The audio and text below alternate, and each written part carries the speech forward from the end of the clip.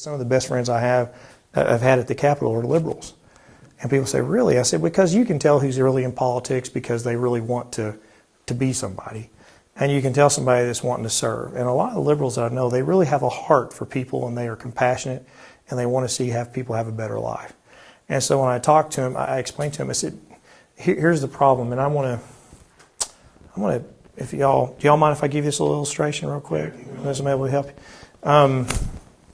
Let me get Krister and Mark since you're all over here. Okay, stand up here. Now, I hate doing this.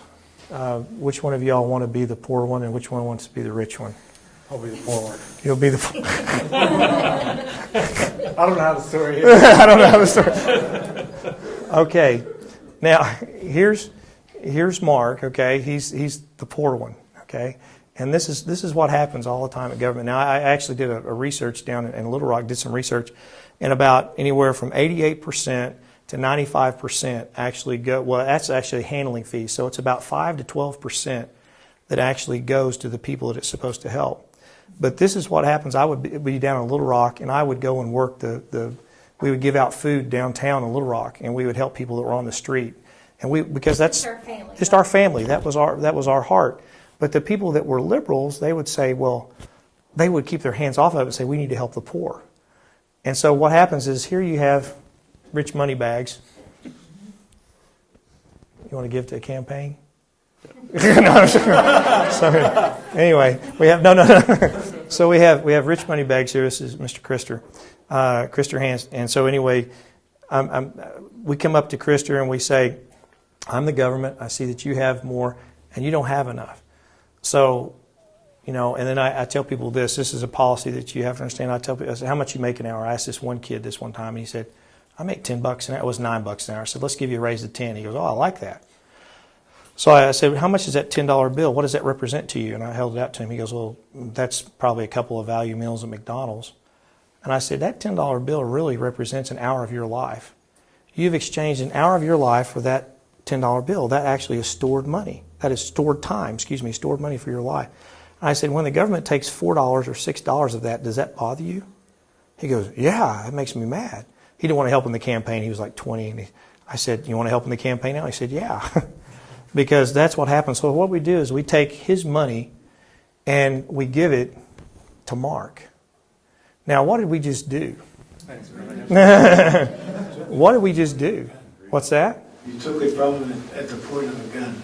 Exactly. It's not. There's a political philosophy that says the government should never be allowed to do what we can't do privately. If you went up to did this at a grocery store, and I just went up and said, "You have more groceries in your cart," and I take groceries out of his cart and give it to him, I'd be arrested, right? But the government does this all the time, right? But it's time too. I mean, because his time was precious to him. He worked hard for it. And you're saying, and life is short, mm-hmm. and you're saying, sorry, here's a chunk of your life that I'm going to throw We're taking away his freedom. Instead of letting you use it for what you chose. Because the money that you have, it gives you the freedom to do the things you want to do. That's right. So anyway, we take Krister's money, we give it to Mark. Now, you know what we just did? And I've explained this to liberals, and they just, something clicks. I said, you want to help this guy out, right? And I said, yes. I said, do you realize you have created not only class warfare, but envy? In this guy, you've created a bitter spirit. He's angry now, government. And so if he comes up to him and later and says, man, I'm really struggling. Can you help me? He's like, man, I already gave it. The government takes all my money. You just get away from me. So he's mad because his money's being taken away from me, the government, right? He doesn't like me, the government, and he doesn't like the poor guy because he thinks that he's getting all his money, the poor guy that's on the welfare system. And what has he done? Now, this guy has an attitude of entitlement, right? Yes. He's thinking, hey, you owe me this. Yes. Sorry, Mark. He's really not like that. But he's thinking, you owe me. Right. And what we've done is we've created a society that is an angry, spirited society because he's thinking it's entitlement.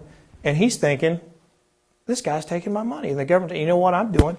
Is I'm getting my friends to my family and saying, hey, I've got a job that we're going to expand this program so I can drive my Mercedes or I can be on the government dole. And I've got this huge handling fee of this bureaucracy that says, okay, we got to make sure how much you're making so we can give it to him. You see how corrupt that system is? It's a big, huge government bureaucracy to make sure that these guys are doing something charitable. See, laws are supposed to be based on you cannot do this because it infringes on someone else's rights. Laws are not supposed to be, we're going to make you do this because we want to be the judge of equality. We don't know at the federal level if this guy's really a hard worker or not. You know what I mean? He's not. You didn't get that one? No. I've done some work for you. So, it's getting hotter in here. But anyway, does that make sense to you guys? Yes. But see, if we do things the right way, and I'm out of it, now his money, if he gives $100 instead of only $5 to $12 going to him, and that's how much is at the state level. I don't know what it is at the federal, but that handling fee is huge, 88 to 95%. Instead of it going to me, now he has all this extra money, and you can apply this to health care. You can apply it to any time the government subsidizes something, it hurts us because we have this huge bureaucracy that regulates everything. So now, let's say the government's out of the place. He comes up to him and says, man, I need help. It's at the local level. Mark, I know you. You're a good man. If you're having a hard time, let me help you. He gives him $100. Now what if he has a blessing of seeing the blessing on his face? He's like, that really did my heart well to be able to help that guy. And Mark has got a grateful spirit. Do you see how much better that is in a community? And when I explain that to people that are in politics, they look at me like, I never thought of that before.